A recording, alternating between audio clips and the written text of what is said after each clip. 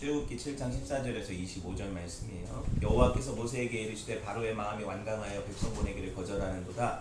아침에 너는 바로에게 가라. 보라, 그가 물 있는 곳으로 나오리니 너는 나일 강가에 서서 그를 맞으며 그 뱀 되었던 지팡이를 손에 잡고 그에게 이르기를 히브리 사람의 하나님 여호와께서 나를 왕에게 보내어 이르시되 내 백성을 보내라. 그러면 그들이 광야에서 나를 섬길 것이니라 하였으나 이제까지 내가 듣지 아니하도다. 여호와가 이같이 이르노니 내가 이로 말미암아 나를 여호와인 줄 알리라. 볼지어다 내가 내 손에 지팡이로 나일강을 치면 그것이 피로 변하고 나일강의 고기가 죽고 그 물에선 악취가 나리니 애국 사람들이 그 강물 마시기를 싫어하리라 하라. 여호와께서 또 모세에게 이르시되 아론에게 명령하기를 네 지팡이를 잡고 네 팔을 애굽의 물들과 강들과 운하와 못과 모든 호수 위에 내밀라 하라. 그것들이 피가 되리니 애굽 온 땅과 나무 그릇과 돌 그릇 안에 모두 피가 있으리라.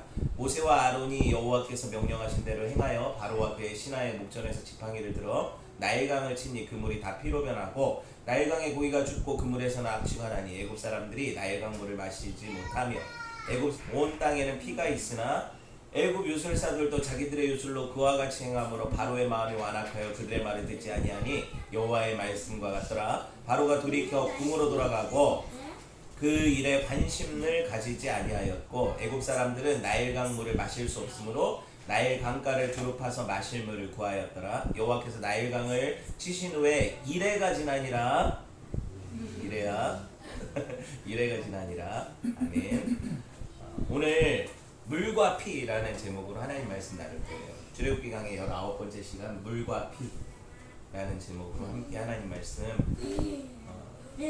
나누도록 하겠습니다. 여러분 한번 생각해 보세요. 하나님이 모세와 아론을 보내서 이적을 보이면서 바로에게 경고하게 하셨잖아요. 이유가 뭐라고 생각하세요? 바로에게 왜 그 지팡이를 뱀으로 변하게 해서 그 율술사들이 지팡이를 잡아먹게 하셨을까? 이거 왜 보여주셨을까요? 이런 것들을 한번 성경을 읽어가면서 생각을 많이 해보셔야 돼요. 적어도 하나님이 바로가 아무것도 모르고 아무것도 상관이 없는데 심판하셨다라는 그런 말씀을 듣지 않으시기를 원해요. 무슨 말이냐면 바로가 마지막 심판 때에 자기 행위를 핑계치 못하게 하기 위함이에요.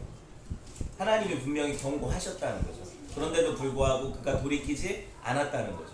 그렇기 때문에 하나님은 가끔씩 우리들에게 경고하실 때가 있어요. 그죠? 경고하실 때가 있다는 거예요. 여러분 그렇다고 해서 바로가 막 마음이 뜨끔해가지고 그렇게 말을 들었어요? 듣지 않았죠. 세상이 그렇게 호락호락하지 않아요. 하나님의 백성이 하나님을 올바로 섬기는 자리로 나가는 것을 허용하진 않아요. 이게 세상의 방식이란 말이에요. 눈앞에서 그렇게 엄청난 이적을 봤어요. 엄청 큰 괴물들이 나타났다고 했잖아요. 그런데도 불구하고 꿈쩍하지 않았다니까요. 여러분 바로의 완고함이 어디서부터 기인한 거라고요? 성경이 뭐라고 얘기를 해요? 바로가 왜 완고했대요?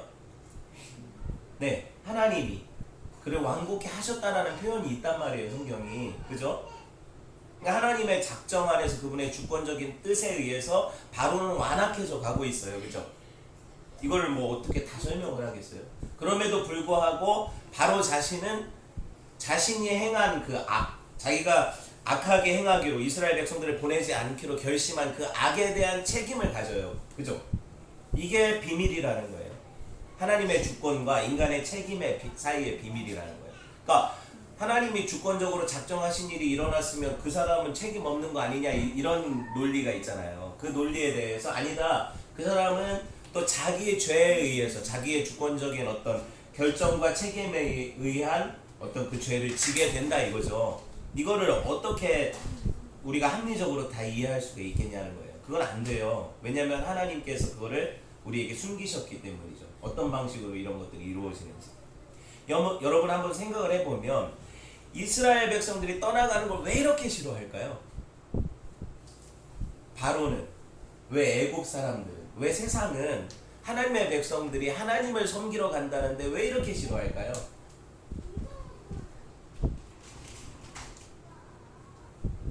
적어도 이 애굽에 살던 고센 지역에 살던 400여 년을 거기서 노예 생활하던 이스라엘 백성들의 경우에는 사실은 애굽인들과 거의 차별이 없을 정도로 동화되어 있었단 말이죠. 그들은 그들의 조상이 누굴 섬겼는지도 몰랐잖아요. 모세가 말하기 전에는. 그죠? 여러분, 그들이 훌륭한 노동력을 제공하지 않았습니까? 거대한 제국을 이루기 위한 방편으로 그들이 노동력을 제공을 했어요. 그죠? 근간을 이루고 있었단 말이에요. 노예가 오히려 더 많았대요. 로마 시대만 보더라도 시민들보다, 로마 시민권을 가진 시민들보다 오히려 노예 계층이 더 많았대요. 그러니까 수많은 사람들이 상부에 있는 어떤 사람들의 생활을 지지하기 위해서 수고하는 노동력이 되었죠. 우리가 인도 같은 데 가보면, 인도네시아 같은 데 가보면 그 좀 잘 사는 사람들은 집에 여러 어떤 사람들을 부리잖아요. 그렇죠? 그래서 그렇게 유지가 되잖아요. 그리고 길거리 가보면은 그 주변 파키스탄이나 이런 어떤 주변에서 온 사람들이 일을 하고 있죠. 우리나라도 사실 이렇게 보면은 지금 시골에 비닐하우스라든가 이런 거 가보면 외국인 노동자들이 그렇게 많잖아요. 근데 우리는 안 그래요. 우리도 그랬었잖아요. 사우디 같은 데 가서 일했었고, 그죠? 그렇다니까요. 그런 사람들이 빠져나가요. 코로나 때문에 지금 많은 외국인 노동자들이 일자리가 없고 그 사람들이 돌아가고 이런 일이 일어나서 지금 안 돌아가는 일들이 되게 많대요. 그죠? 애국도 마찬가지였다니까요. 그렇게 생각을 해보면 이스라엘 백성들이 그런 훌륭한 노동력이자 자원이었는데 그들이 떠나가면 안 되잖아요. 파라오 같은 경우에는 자기 제국을 유지하기 위해서 정말 필요한 사람들이기 때문에 이 부속들, 그죠? 어디 자기 마음대로 떠난다는 거죠. 그러니까 안 된다는 거예요. 근데 여러분, 예수를 알기 전 저와 여러분이 이 세상, 이 거대한 세상 체계라는 시스템 안에서 하나의 톱니바퀴 부속처럼 살았어요. 어떤 목적을 가지고 살았어요? 세상이 제시해주는 목적.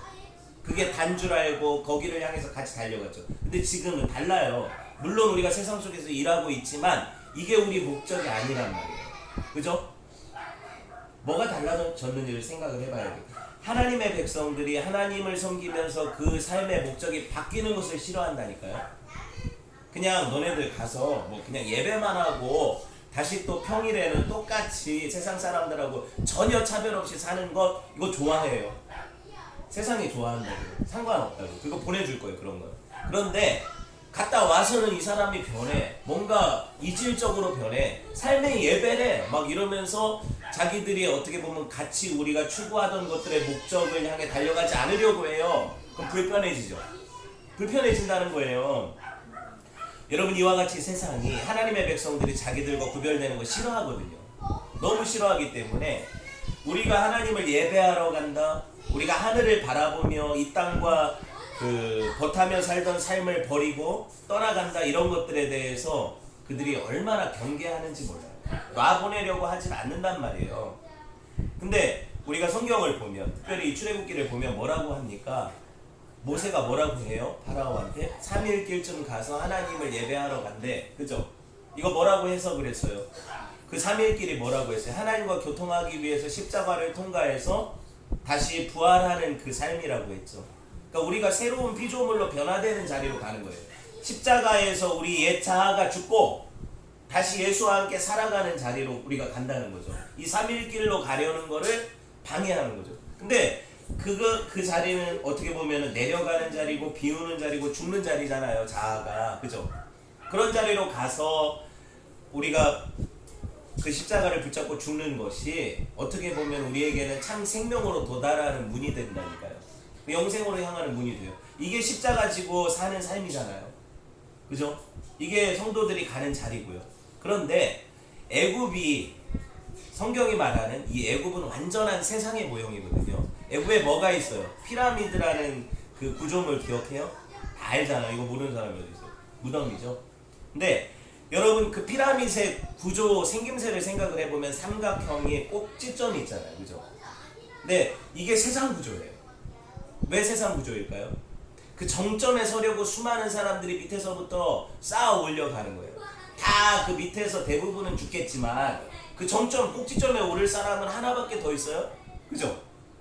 결국에 올라가도 그 무덤에 묻혀 죽을 사람이죠. 파라오의 무덤이 피라미드 아닙니까? 그죠? 근데 대부분의 사람들은 그 꼭지점에 서지도 못하면서 중간 단계에서 다 멈추는 인생들인데, 세상은 이걸 제시하기를 너도 저 피라미드 꼭지점에 설 수 있다는 거죠. 이게 아메이 가보면 다이아몬드가 될 수 있다 그러는 거잖아요. 근데 다 그렇게 될 것 같은데 우리는 뭐예요? 다이아몬드들한테 그들의 어떤 부를 공급해주는 삶을 사는 거죠. 대부분이 그렇게 사는 거예요. 그죠? 무슨 말인지 아시겠죠? 근데 다 목적지는 저 꼭지점이야. 근데 그 꼭지점이 뭐라고 했어요? 무덤이라고요. 그게 인생의 무덤. 그 피라미드이 화려해 보이지만 그 안에 시체가 있는 거잖아요. 그죠? 그렇다는 거죠. 여러분 실제로 파라오들은요 거기 묻혔는데 흙으로 돌아가지도 못해요. 왜? 미이라가 됐잖아요. 그죠? 미이라가 됐잖아요. 그들에게 뭐가 기다리고 있어요? 그들이 모아왔던 쌓아왔던 금은 재화들은요 도굴꾼들이 다 파갔고, 그죠? 그들에게 뭐가 기다리고 있어요? 영벌이 기다리고 있죠. 여러분 제가 왜 이런 이야기를 합니까? 애굽은 하나님의 백성들이 머물 자리가 아니라는 거예요. 하나님은 그래서 계속해서 하나님의 백성들에게 그 애굽을 떠나가라고 얘기를 하세요. 그죠? 그러니까 이게 비유 아닙니까? 아브라함이 살던 데가 어디예요? 메소포타미아라는 그 당시 비옥한 초승달지대 최고의 어떤 곡창지대 아니에요? 그리고 문명의 발상지 아닙니까? 발음이 또 안 좋아지고 있어요. 문명의 발상지인 메소포타미아 갈대아 우르에서 떠나라고 말씀하셨어요. 그렇죠? 그가 주저하지 않고 떠나왔죠. 그러니까 애굽은 아브라함에게 있어서 어디예요? 갈대아 우르죠. 아브라함에게 있어서 애굽은 갈대아 우르라는 거예요. 그죠? 그러면은 소돔과 고모라라는 지역에서 누가 구출되어 나왔습니까? 겨우 롯이라는 사람이 겨우 구출되어 나왔죠. 그럼 소돔과 고모라는 롯에게 있어서 애굽이죠. 성경은 계속 이렇게 비유적인 언어를 우리한테 보여줘요. 왜? 우리가 살고 있는 이 세상이 다 위치가 다르고, 그죠? 시대가 다르잖아요. 하지만 거기가 우리가 영원히 머물 곳이 아니라는 걸 보여주는 거죠. 지금 네가 살고 있는 거기서 나오라는 거예요. 어떻게? 계시록에 보면 이 세상을 뭐라고 비유를 하냐면 들어보셨어요? 바벨론의 비유예요. 근데 사실 이 바벨론 지역이 어디예요? 그 시날 땅에 바벨탑이 섰던 지역이거든요. 그리고 아브라함이 나왔던 갈대아 우르 지역이 바벨론이에요. 나중에 신약에 와서 바벨론이 된 거죠. 보면 계시록에 보면 뭐라고 얘기를 하냐면 말씀 보세요. 18장 2절에 즐거웁니다. 시작. 힘찬 음성으로 외쳐 이르되 무너졌도다 무너졌도다 큰 성 바벨론이여 귀신의 처소와 각종 더러운 영이 모이는 곳과 각종 더럽고 가증한 새들이 모이는 곳이 되었도다. 이 세상을 상징하는 성이 바벨론 성이에요. 계시록에서. 그런데 이 바벨론 성은 어떻게 됐대요? 오늘 말씀에 보니까 무너졌다 무너졌다 그러죠. 계시적 언어 속에서 멸망할 거라는 거죠. 장차 멸망할 거라는 거예요. 그죠? 그리고 하나님의 백성들을 향해서 하나님이 뭐라고 외치세요? 내 백성아 거기서 나오라고 외치세요. 내 백성아 거기서 나오라고 외치세요. 4절 보세요. 18장 4절 봅시다. 시작. 또 내가 들으니 하늘에서부터 다른 음성이 나서 이르되 내 백성아 거기서 나와 그의 죄에 참여하지 말고 그가 받을 재앙들을 받지 마라. 이 성은 바벨론 도성이라고 부르잖아요. 이 세상을. 그죠? 이 세상에서 그 세상에 동화되어 피라미드 쌓고 그게 꼭지점을 향해 달려가는 인생들에게 하나님이 뭐라고 외치시냐면 너는 그 애굽에서 나오라는 거예요. 너는 그 세상에서 빠져나오라는 거예요. 그러면 이렇게 들을 때 우리가 아니 그럼 제가 직장을 그만둬야 됩니까? 제가 대한민국이라는 나라의 국적에서 어디로 옮겨져야 됩니까? 이런 얘기가 아니죠. 이 비유 언어죠. 내가 거기 살지만 그들의 추구하는 목적과 그들의 삶의 방식을 따라 살지 말라는 거죠. 하나님의 백성답게 하나님 말씀에 순종하는 삶의 자리로 나오라는 거죠. 예배자가 되라는 거잖아요. 3일길쯤 가서 그 십자가의 죽음과 부활을 경험하고 그것이 내 삶의 표징이 되게 살으라는 거잖아요. 그죠? 거기서 나오라는 게 그런 의미거든요. 한번 생각을 해봅시다. 이 세상이 시스템이잖아요. 여러분 알다시피 이 세상 시스템을 한두 사람이 이렇게 개혁하려고 해서 돼요? 안 돼요? 그러니까 지금 검찰개혁이 이렇게 어려운 거 아닙니까? 지배층 시스템을 가진 기득권들은 걸 놓지 않으려고 하는 거잖아요. 왜? 가만히 있어도 돈이 들어오고 가만히 있어도 세상 살기가 편해. 나는 권력을 가졌고 이 세상 시스템의 정점에 있는 자들인데 왜 그 기득권을 포기하려고 해? 나머지 사람들은 다 뭐 하려고 해요? 거기 올라가려고 하잖아요. 그죠? 다 그게 못 돼서 안달인 사람들은 자기가 지배하고 있는데 그걸 왜 놓겠어요? 다 이해가 되죠. 그 사람들도 이해가 되는 거예요. 그런데 이런 이 시스템 안에서 우리가 그걸 추구하면서 그 시스템의 부속물로 사는 걸 하나님이 싫어하세요. 그걸 싫어하세요. 엄밀하게 말하면 이 시스템은 마귀적 시스템이에요. 왜 그냐면 이 세상 신이 누구래요? 성경이.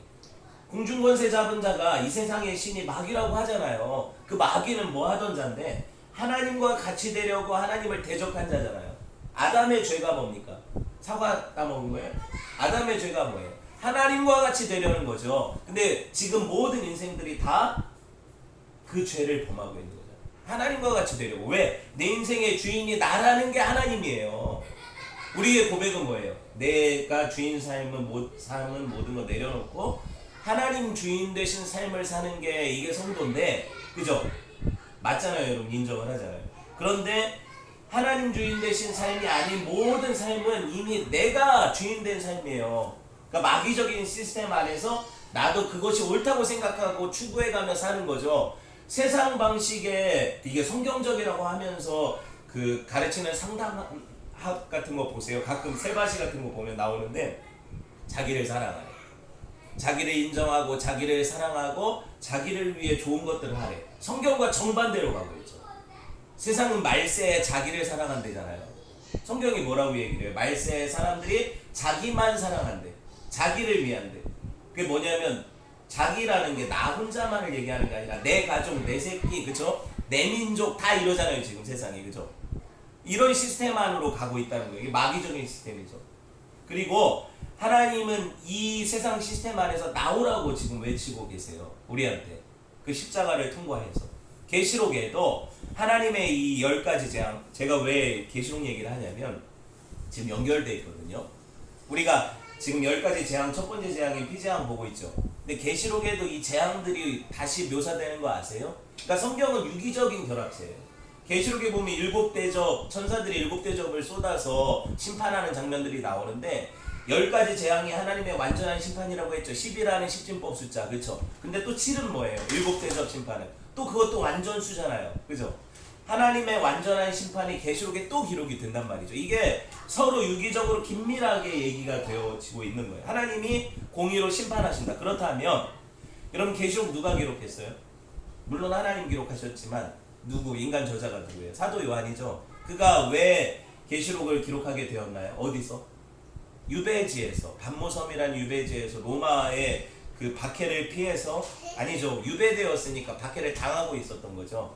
거기서 하나님이 환상 가운데 주신 내용을 기록한 게 계시록인데 여기 보면 대부분이 상징적인 언어로 기록되어 있기 때문에 사람들이 이거를 그냥 상징으로 풀지 않으면 무슨 문제가 생기냐면 그냥 이거를 상징으로 생각하지 않고 고지 곧대로 풀어버리면 이단이 생기는 거예요.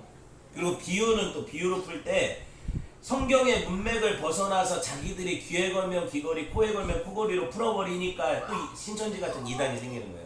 계시록 때문에 이단이 엄청나게 나왔죠, 그렇죠? 근데 계시록도 하나도 안 어려웠거든요. 제가 왜 이렇게 얘기를 하냐면 잘난 체를 하는 게 아니라 성경의 문맥 안에서 성경을 보면 다 해석이 돼요.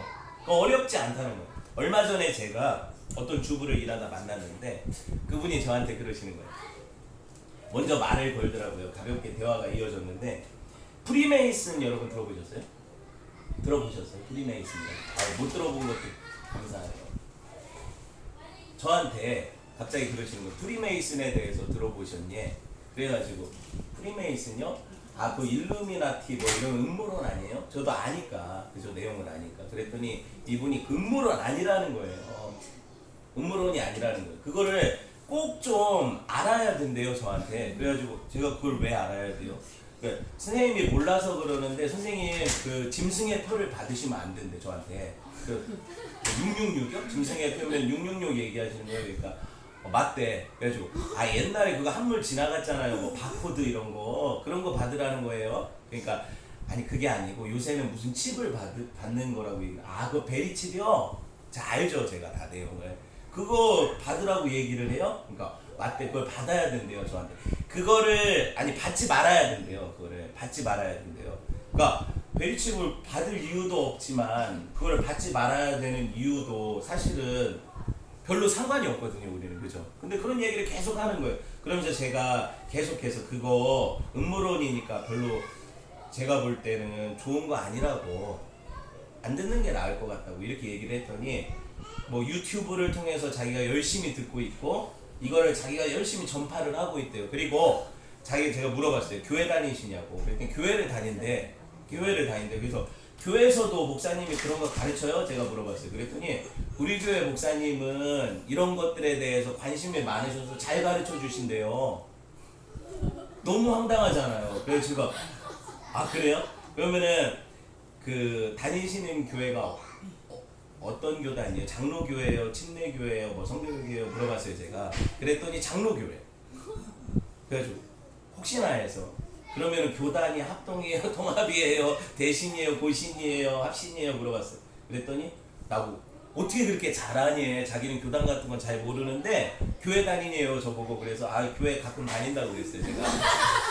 교회 가끔 다닌다고, 나간다고. 그랬더니 근데 요새 코로나 때문에 잘 못 나간다 그랬어요, 제가. 그랬더니 열심히 다니래, 저거. 그러면서 얘기하는 게 자기는 합동측 정통 교회를 다닌다는 거예요. 우리 교단 아니고 합동 교단을 다닌다. 그래서 제가 또 물어봤죠. 아니, 합동측 교회 목사님이 프리메이슨을 얘기를 해줘요? 설교 때? 그랬더니 우리 목사님이 그래도 이 시대에 깨어있는 목사님이라서 다른 분들 잘 안 하는 것 같은데 이거 얘기를 해준대. 그래가지고 저한테 또 물어보더라고요. 선생님 다니는 교회는 목사님이 프리메이슨에 대해서 교육 안 해주냐고. 그래서 우리 목사님은 그거 음모론이라고 얘기 안 하시던데요. 좋지 않다고 듣지 말라고 하시던데요. 그랬거든요. 큰일이라고. 좋은 교회 다니셔야 되는데, 좋은 목사님 만나야 되는데, 그러면서 저한테 계속 전도를 하시더라고요. 그러게 대화를 하다 끝났거든요. 네, 여러분도 좋은 교회를 다녀야 되는데. 제가 이런 이야기를 해드리는 이유가 있어요. 이 시대에 미혹이 많아요. 그리고 하나님의 말씀을 자기 멋대로 해석을 해버려요. 그 음모론, 프리메이슨 음모론 이런 것들을 보면 바이블 코드 같은 거잖아요. 옛날에 그 영화 보면 그런 어떤 무슨 기사단 나오고 템플 기사단 나오고 이런 거 다 어떻게 보면 음모론이거든요. 세계 정부 얘기를 하고. 그렇죠? 그러니까 굳이 그런 것들을 우리가 알 필요가 없어요. 그게 성경이 이야기하는 것도 아니고 다 어떻게 보면은 그 시대에 맞게 자기들이 각색을 해가지고 뭔가 그럴싸하게 만들어 놓은 이야기들인데 그것을 따라서 신앙생활 할 필요가 없다는 얘기예요. 아시겠죠? 전혀 현혹될 필요가 없어요. 제가 볼 때 쓸데없이 호기심을 조성하거나 성경을 가지고 어디다 갖다 붙여가지고 이런 이야기들을 강단에서 선포하게 되면 분명히 그 강단은 병든 강단이에요. 여러분, 설교가 아니에요, 그게. 그죠? 그런데 사람들은 그런 이야기를 상당히 좋아해요. 그리고 뭔가 실제적인 것 같고 자기 삶에 어떤 유익이 될 것 같아서 그 말들을 쫓아. 그러니까 자기 사욕을 쫓는 스승을 많이 두는 시대가 되었어요, 이 시대가. 그죠? 제가 여러분 설교할 때 지금 한두 주에 걸쳐서 예화를 가끔씩 이렇게 쓰고 있는데 그 전에 설교들이 제가 예화를 거의 안 했죠. 안 하는 이유가 있어요, 사실. 여러분, 왜 제가 예화를 안 하는지 아세요? 대부분이 끝나고 나면 설교의 핵심 내용보다는 예화를 기억하거든요. 그래서 안 하려고 하는 거예요. 하나님 말씀이 중요하지 제 삶에 어떤 일어난 일들이 뭔가 임팩트가 있다고 해서 얘기를 한다고 하면 다 그것만 생각한다니까요. 가령 여러분 한번 생각을 해보세요. 하나님의 거룩하신 분노와 하나님의 백성들을 향한 사랑, 그리고 애굽을 향한 선전포고의 설교를 제가 했어요, 지난주에. 근데 여러분이 기억나는 것은 그 목사님이 가짜래, 그 무당이 가짜래. 목사님은 못 알아봤다며, 그 무당이. 그러고 신내린 거 맞아? 이런 걸 기억한다니까요. 그러니까 그게 문제라는 거죠. 별로 중요치 않아요, 그런 거는. 제가 가짜인지 그 사람이 가짜인지 이런 게 중요하지 않다는 거예요. 진짜가 어디 있어요? 하나님만 진짜시지. 그러니까 여러분 한번 생각을 해보세요. 제가 부득이하게 가끔씩 이렇게 예화를 쓸 때가 있을 거예요. 그런데 그래도 이런 경우에는요, 하나님 말씀을 부각시키기 위한 예화 외에는 쓰질 않아요. 그냥 사사로운 이야기를 하려고 이야기를 하는 게 아니란 얘기예요. 그러니까 여러분이 분별해서 들어야 돼요. 가끔씩 저도 사람인지라 제 얘기를 하고 싶을 때가 있고, 어떤 때에는 사람들이 졸고 있으면 재밌게 해서 좀 깨우려는 이런 시도를 할 때가 있을 수 있어요. 그런데 이런 것들은 사실 하나님 기뻐하는 게 아니에요. 설교단에서 하나님 말씀을 대언하는 자가 사람들을 기쁘게 하고 즐겁게 하려는 이런 어떤 시도들을 하는 것 자체를 하나님 기뻐하시지 않으세요. 그거를 여러분이 기억을 하시면 좋겠고, 다시 돌아와서 첫 번째 재앙 피재앙 봅시다. 여기 보면 여러분 출애굽기 제가 강의하면서 계시록을 언급했죠. 이유가 있다고 했죠. 이 이유를 볼게요. 첫 번째 재앙이 피재앙이잖아요. 근데 계시록 그 7대적 심판을 한번 볼게요. 여러분 16장 1절에서 7절 요한계시록 보세요. 제가 읽어드릴 테니까 눈으로 따라 읽어보세요. 또 내가 들으니 성전에서 큰 음성이 7 천사에게 말하되 너희는 가서 하나님의 진노의 7대적을 땅에 쏟으라. 첫째 천사가 가서 그 대적을 땅에 쏟음에 짐승의 표를 받은 사람들과 그 우상에게 경배하는 자들에게 악하고 독한 종기가 나니라. 독종이죠. 이거 어디 나와요? 피, 개구리, 이파리, 악질, 독종할 때 그 재앙 아니에요. 그죠? 그 재앙 나오잖아요. 그죠? 그리고 3절에 보니까 둘째 천사가 그 대적을 어디에 쏟는다? 바다에 쏟음에 바다가 곧 죽은 자의 피같이 되니 바다 가운데 모든 생물이 죽더라. 어떤 장면하고 같아요? 나일강의 피로 변해서 죽는 것과 같죠? 4절 보세요. 셋째 천사가 그 대적을 강과 물 근원에 쏟음에 피가 되더라. 맞죠? 내가 들으니 물을 차지한 천사가 이르되 전에도 계셨고 지금도 계시니 거룩하시니여 이렇게 심판하시니 의로우시도다. 그러니까 하나님이 애굽의 나일을 심판한 것이 의로운 거예요? 아니면 자기 멋대로 하신 거예요? 의로운 심판이래요. 의롭다는 건 뭐예요? 그 이전에 이것에 대한 합당한 그 죄 분량이 쌓여 있다는 거예요. 그들이 심판받아 마땅하다는 얘기를 하는 거예요. 제가 아까 경고가 있었잖아요. 그죠? 6절에 보니까 그들의 성도들과 선지자들의 피를 흘렸으므로 그들에게 피를 마시게 하신 것이 합당하니라 하더라. 그러죠. 무슨 의미예요? 하나님의 백성들의 피에 대한 심판이에요. 그러니까 하나님의 백성들을 힘들게 하고 피눈물을 흘리게 하고 그들의 생명을 앗아갔던 죄악에 대한 심판을 하나님이 벌하신다는 거예요. 그럼 우리가 이 7대접 심판 가운데 이 둘째 셋째가 물근원에 뿌려대는 이런 어떤 피로 변하는 심판이 지금 출애굽기의 첫 번째 재앙하고 똑같잖아요. 그죠? 그러니까 이게 같이 연계해서 봐야 된다는 거예요. 그러니까 가만히 생각해 보면 여러분 그 나일강에서 어떤 일이 벌어졌었어요? 생각해 보세요, 여러분. 나일강에서 어떤 일이 벌어졌었어요? 모세 시대. 네, 히브리 어린아이들을 그 강에 던졌죠. 그 강에서 하나님의 백성들의 피눈물이 있었죠. 그 피에 대한 심판과 신원이 일어난다는 거예요. 그러니까 애굽 파라오가 10가지 재앙을 당하는 건 억울한 거예요? 안 억울한 거예요? 억울하지 않은 거예요. 왜? 그들이 430년 동안 하나님의 백성들의 감히 그죠? 노예로 부리고 그들의 피눈물을 흘리게 했고 그들의 자녀들을 강에 던져버리게 했잖아요. 그 중에 하나가 모세잖아요. 그러니까 그들의 대한 심판이 정당하신 거예요? 정당하지 않은 거예요? 정당한. 세상 사람들이 늘 불만이 뭐냐면 예수 믿는 것들은 나중에 결국에 최후의 심판이 있다 그러고 하나님 앞에 회개치 않은 자들이 심판받는다고 하는데 내가 예수 믿는 사람들 보니까 우리보다 더 잘 사는 것도 아니고 더 깨끗하게 사는 것도 아니고 더 죄도 안 짓고 사는 것도 아닌 것 같은데 왜 우리는 심판받는다 그러고 지들은 천국 간다고 그러냐 이거죠. 근데 하나님이 그들의 입을 막으실 거예요.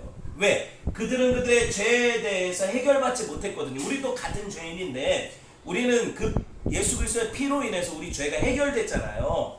근데 하나님이 그들에게도 동일하게 그 은혜를 주셨는데도 불구하고 그들이 거부했죠. 예수 그리스도의 십자가를. 그것에 대한 책임을 하나님이 물으실 거란 말이죠. 이게 차이라는 거예요. 애굽인들이 입이 10개라도 할 말이 없죠. 왜? 자기들이 행한 바를 알거든요. 뭘 했어요? 히브리인들의 아이들을 죽이려고 했잖아요. 그리고 그들을 정말 피 빨아먹었잖아요. 하나님이 성경에서 기적을 보이실 때는 사람들이 가끔씩 그 이단들이나 아니면 뭐 치료를 행하는 사역자들이 행하는 것처럼 쇼하는 게 아니에요. 하나님이 인생들 가운데 보이시는 기적은 다 표적이에요. 어떤 표적? 예수 그리스도를 바라보게 하시는 손가락으로서 이정표예요. 그러니까 하나님이 나일강을 피로 변하게 하신 것도 그냥 이게 서프라이즈 이러면서 야 봐라 화학식이 이렇게 될 수가 없는데 이렇게 되지 않았니 이런 걸 보여주는 게 아니라니까요. 이게 표적인 이유는 너희들이 하나님의 백성들의 핏물로 이 땅을 물들였다 이거 보여주시고 내가 하지만 내 아들의 피로 그들을 신원하겠다는 거죠. 이게 나일강을 피로 변하게 하신 하나님의 섭리 아닙니까? 우리가 이걸 볼 줄 알아야지 기적 신기하다 이렇게 보면 안 돼요. 근데 우리 목사님은 물 떠놓고 이걸 왜 포도주로 못 만드실까? 포도주는 포도 따서 담그면 돼요. 이걸로 만들 필요가 없어요. 왜 하나님이 그런 기적을 보이실까요? 그것이 하나님께서 하나님이 하실 일들에 대해서 그때 가르치시기 위한 이유죠. 가나의 혼인잔치 이적에 포도주로 변하게 하셨죠. 네, 그 이유를 제가 충분히 설명을 드렸죠. 근데 그 이후에 또 포도주가 필요할 때마다 만들어 마시셨어요? 성경에 그런 기록이 있냐고요. 그거 할 수 있는데 왜 안 하시는 거예요? 그러면서 하나님이 십자가에 달리셨을 때 내가 목마르다고 그러시죠. 그러잖아요. 그러니까 사람들이 저 사람이 뭐 목마르다고 물 달라나 보다 그러고 포도주를 신포도주를 갖다가 해용에 묻혀가지고 입에다 대주잖아요. 그러면 예수님이 그거를 뭐 마시기를 거부하셨지만 어찌됐든 십자가상에서라도 그런 능력이 있으시면 얼마든지 하늘에서 포도주가 떨어지게 하실 수 있죠. 그냥 입만 벌리고 받아 마시시면 되잖아요. 무슨 얘기를 하려는지 아시겠어요? 하나님이 어떤 기적들을 우리에게 보이실 때는 다 이유가 있다는 얘기예요. 절대로 우리처럼 사람들을 현혹시키고 어떤 내가 이런 능력자야 하고 보이려고 기적을 행하는 사람들은 다 하나님 앞에 버림받은 사람들이에요. 그걸 아셔야 돼요. 여러분, 나일강에서 이스라엘 백성들에게 흘리게 했던 그 피에 대한 대가를 하나님 치르게 하실 거예요. 그들은 그 피를 마셔버려요. 왜? 마실 물이 없으니까 나일강 주변을 다 파가지고 마시잖아요. 그죠? 근데 여러분 보시면 이 재앙이 이렇게 이 서막이 열리지만 제가 전에도 이 설교를 준비하면서 여러분들한테 서론에 이런 이야기를 했어요. 성경의 이적 가운데 이 10가지 재앙은 특별히 어떤 방식으로 하나님이 애굽의 우상들을 깨뜨리실 거라는 걸 보여주는 거라고 했죠. 그러면은 10가지 재앙의 이 첫 번째인 피재앙에도 어떤 우상을 하나님이 분명히 깨뜨리실 사건이 된다는 거잖아요. 그죠? 근데 애굽인들에게 있어서 우상이 누굴까요? 이 피재앙에서 나타나는 우상은 나일강이죠. 왜? 나일강에는 하피라는 신이 있고 오시리스라는 신을 형상화해서 나일강의 신으로 섬겼어요. 이스라엘 사람들. 아니, 애굽 사람들. 그죠? 애굽 사람들이 이렇게 섬겼고 그들이 그 나일강의 신이 자기들에게 풍요를 주기 때문에 우리가 이렇게 잘 산다 이렇게 생각했거든요. 그죠? 그런데 하나님이 그 신을 저주하시면서 어떻게 해요? 피로 변하게 만들어 버리셨잖아요. 그러니까 나일강이 더 이상 그들에게 풍요를 가져다주는 강이 안 된 거예요. 한 주간 동안 하나님이 이 기적을 통해서 애굽인들에게 경고하셨단 말이에요. 일주일 딱 지나고 나서는 다시 물로 변했어요. 아세요? 물로 다시 변했으니까 그들이 살았겠죠. 그런데 애굽인들은 도통 하나님의 기적을 뭐라고 해야 될까요? 파라오 같은 경우에는 믿지 않았잖아요. 왜 안 믿었어요? 그 술사들이 보니까 그걸 다시 자기들도 어떻게 해요? 흉내를 내가지고 나일강에서 떠온 물을 갖다가, 물론 나일강 전체를 피로 만들지 못했겠죠. 이미 만들어져 있는데. 그렇죠? 어느 정도 물을 떠다 놓고 이거를 변하게 해서 보여주고 우리도 할 수 있다 이러니까 파라오가 설득돼가지고 우리도 할 수 있는 건데 뭐 괜히 쫄았네 그러면서 그냥 놔둔 거 아니에요. 그죠? 이렇게 되었겠지만 여러분 한번 상식적으로 생각해보면 지금 마실 물이 없어서 강 주변을 파는데 겨우 찾은 물을 굳이 또 왜 뭘로? 피로 변하게 하냐고요. 바보들 아니에요. 그러면 그런 능력이 있으면 차라리 저 같으면 그런 능력이 있으면 나일강 물을 다시 뭘로? 그 피로 변한 거래. 물로 바꿔요. 제가 만약에 애굽 술사라면 그 능력을 보이겠어요. 이해되셨어요? 물로 바꿔서 하나님 기적 별거 다니네. 다시 물로 내가 바꿨으니까 마셔도 돼. 이거 코에서 나온 거랑 똑같아. 마셔도 돼. 이럴 수 있을 거 아니에요. 그죠? 근데 안 하잖아요. 왜? 못하니까. 그들에게 허용된 것은 한정적이에요. 능력. 그리고 사실 그런 기적들을 흉내낸다고 해서 여러분이 놀랄 게 없어요. 사실 사탄의 사역자들도 병든 자를 고쳐요. 그러니까 제가 여러분들한테 늘 이런 이야기를 하잖아요. 기적 행하고 어떤 것들을 한다고 해서 그 사람이 실제로 하나님 보내신 사람이라고 믿을 필요는 없다는 거예요. 그럴 수도 있겠죠. 저는 그렇게 생각해요. 하나님 보내신 사람들 중에도 그런 사람들이 있겠죠. 그런데 거의 제가 볼 때 대부분의 경우는 그렇지 않아요. 그게 문제라는 거예요. 그러니까 그 사람들이 결국에 하나님 능력이라고 그랬다가 조금은 자기가 성결한 그릇이라서 그 능력을 발휘했다 그랬다가 나중에는 그게 지능력이라고 하는 거예요. 그렇게 변해가는 거예요. 얼마나 두렵습니까? 저는 물 굳이 포도주로 바꾸는 능력을 안 주시면 좋겠어요. 제가 뭐가 된 줄 알 것 같아요. 그렇게 되면. 어찌되었든 나일강의 심판은 하나님이 그 나일강의 신을 치시는 재앙의 성막이 열리는 거거든요. 근데 여러분이 첫 심판을 물을 가지고 하셨잖아요. 가나의 혼인잔치처럼. 그죠? 그러니까 결국에 이건 뭘 보여주시는 거예요? 예수 그리스도의 십자가 보혈로 그들을 구원하실, 하나님의 백성들을 구원하실 사건을 보여주는데, 이게 10번째 재앙도 그렇게 됐잖아요. 어떻게? 물을 가지고 하잖아요. 이 경고가 어떻게 10번째 재앙에서는 변하게 되나요? 홍해에 누가 빠져 죽어요? 애굽인들이, 파라오와 애굽인들이 빠져 죽잖아요. 그러니까 물 안에서 피가 일어나죠. 이 경고란 말이에요. 결국에 너네가 내 백성의 피를 이 강에서 흘리게 하려고 그렇게 시도했겠지만, 나는 너희들의 이 시도를 변화해서 너희들을 여기 빠뜨릴 거다. 그죠? 그리고 너희들의 피를 내가 반드시 받아낼 거다. 이거. 그러니까 결국에 하나님께서 이 기적들을 통해서 우리에게 뭘 보여주시는 거예요? 하나님의 백성들은 애굽 시스템 안에서 나오라는 거예요. 결국에 그들이 추구하는 것들을 추구하지 말고 살라는 거예요. 말씀을 정리하려고 해요. 여러분, 아론의 지팡이가 뱀으로 변해서 애굽 술사들의 뱀을 삼킨 사건을 제가 뭐라고 해석을 했어요? 하나님의 왕권이 세상 왕권을 삼킬 거라고 했잖아요. 그런데 그런 방식이 어떠한 방식으로 하나님이 이 땅의 왕권들을 삼키실 거냐, 이거에 대해서 설명을 제가 안 했죠. 어떤 방식으로 할 거냐, 이 답이 물을 피로 변하게 하는, 예수 그리스도가 물과 피를 십자가에 흘리심으로 그 방식으로 세상의 왕권을 삼키실 거라는 거예요. 결국에 예수님이 이 세상의 왕으로 등극하시는 것은 어디에? 자기의 죽음의 자리예요. 십자가의 자리라고요. 그죠? 그때 우리는 저 피라미드 정점에선 파라오에게 무릎 꿇지 않아요. 저 골고다 언덕, 저 골짜기 낮은 곳, 그죠? 그 죽음의 자리까지 내려가신 그분을 향해 무릎 꿇어요. 그죠? 그때 거기서 영생이 솟아나는 거죠. 불신 세상에 대한 심판은 결국에 성도들에게는 구원이에요. 애굽에 대한 심판은 누구한테 구원이에요? 이스라엘 백성들한테 구원이잖아요. 그죠? 우리가 이 하나님을 믿는 거죠. 이 하나님을 믿는 거예요. 바라기는 여러분 10가지 재앙 중에 이제 마지막 장자 재앙하고 이 6월절 사건까지 가기 위해서 첫 번째 재앙이 일어나는데, 결국에 물을 피로 변하게 하신 사건을 하나님이 내가 내 아들에게 이루어서 너희들을 구원할 거라는 이런 어떤 표로 보여주시는 거거든요. 그 은혜가 이미 저와 여러분이 받은 그 십자가 은혜예요. 그것을 기억하며 사는 저와 여러분 되었으면 좋겠습니다. 함께 하나님 말씀 나누었으니까 기도할게요.